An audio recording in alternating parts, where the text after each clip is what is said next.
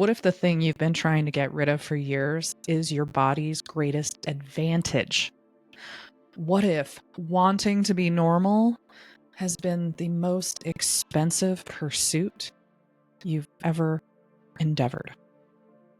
Today, we're talking about what happens when sensitive people stop suppressing and start leading with the signals. And I promise you, it does not look like what you've been afraid of. Welcome back to the Cosmic Body Shenanigans podcast. I'm your host, Amanda Smith, former aerospace engineer turned grounded, mystic, nervous system translator for sensitive bodies. We are leading into the April 17th ceremony, and for those of you joining us live, I am excited for this one.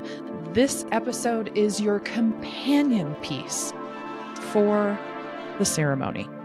For everyone else not joining us, this one stands on its own also, so let's go. I just want to feel normal. I want to spend a minute with this sentence because I think it's one of the most misunderstood things that sensitive people say about their own experience. And it's frustrating to hear them continue to say it because I know what it looks like on the other side. Normal in this context always seems to mean I want to stop feeling so much, so fast, with so little warning and so much intensity. I understand that completely. I've lived that wish for many years, and I am on the other side of it. It's exhausting to feel everything the way sensitive bodies do. But here's what normal actually costs you. Normal means dampened signal. It means receiving information at standard resolution when your system was built for high definition.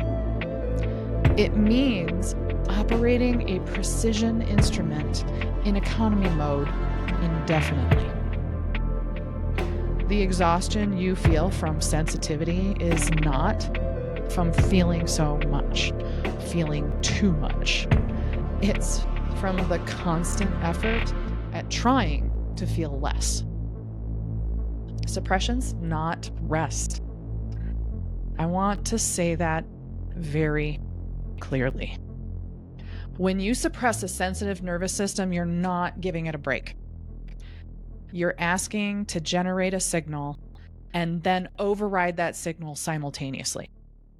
That's twice the work. And it's work that has no completion point because the inputs don't stop coming. Long-term suppression creates a kind of perpetual internal civil war. The body keeps sending the signal, the mind keeps trying to shut it down.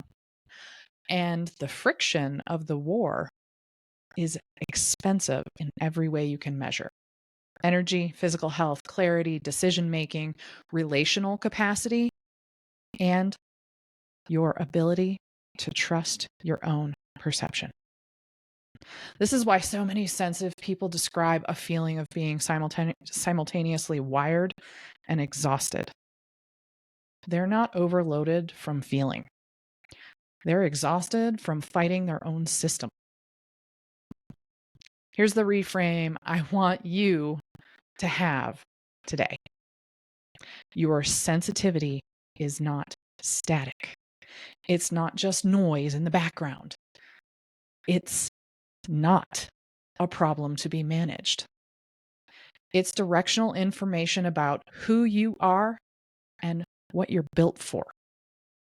Sensitive bodies register things early, before the facts arrive, before the test results come back, before the situation escalates.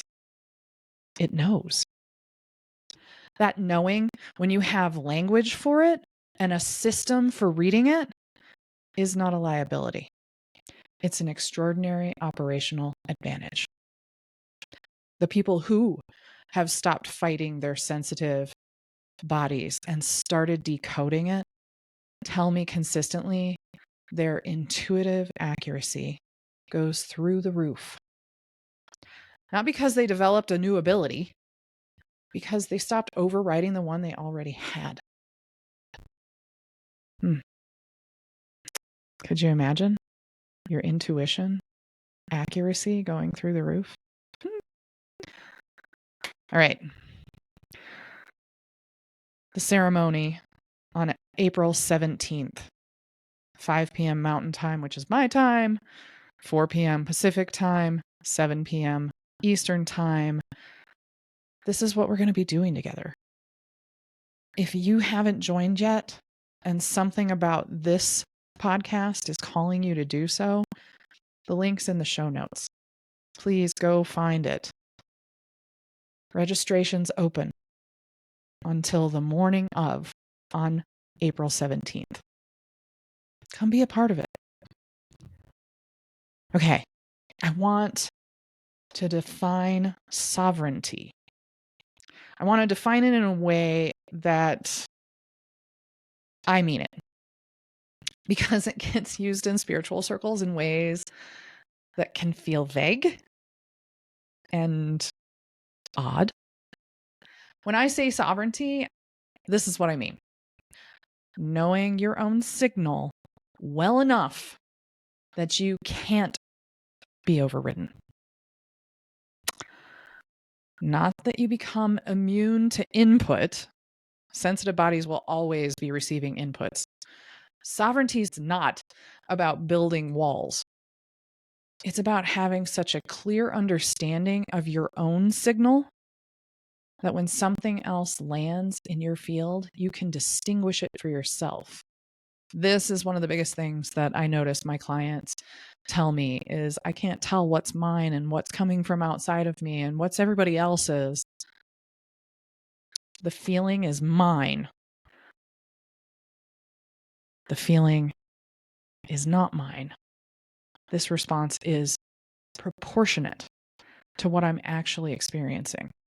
That response is a carry from something that happened 3 days ago, plus a barometric pressure drop, plus an electromagnetic spike, plus this is what I want you to be able to say.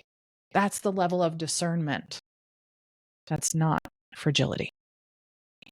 It's precision. And it fundamentally changes how you move through the world. Could you imagine?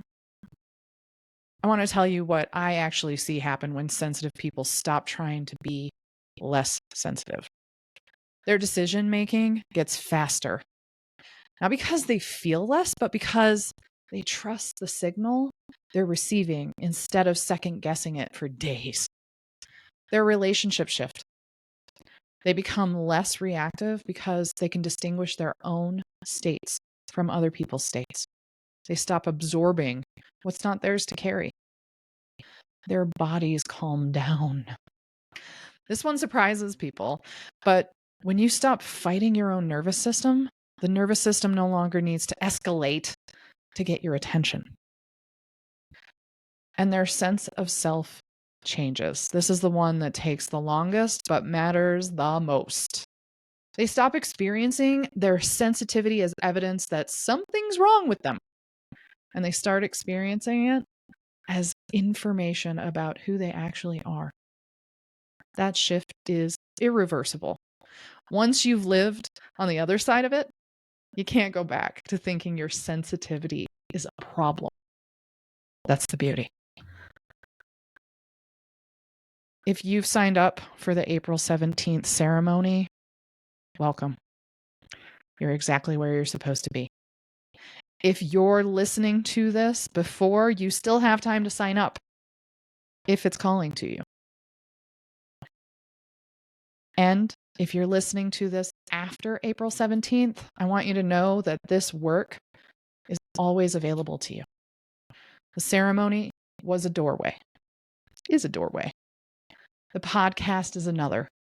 The quiz, the body scan, the ongoing work that you could do with me as a VIP client, they're all pathways into the same understanding. You're not too sensitive. You're not too much. You're a precision instrument that has been running in the wrong mode. you are allowed to start running in the right one. Subscribe wherever you listen. If you're watching on YouTube, subscribe and hit the bell so you get notified when I launch my episodes, which is usually every Monday now. And if you know someone who thinks they're too much because they're too sensitive, please share this with them. It's going to be an eye-opening moment. Stay curious, stay oriented, move with what's real, and trust your sensitive body. It knows.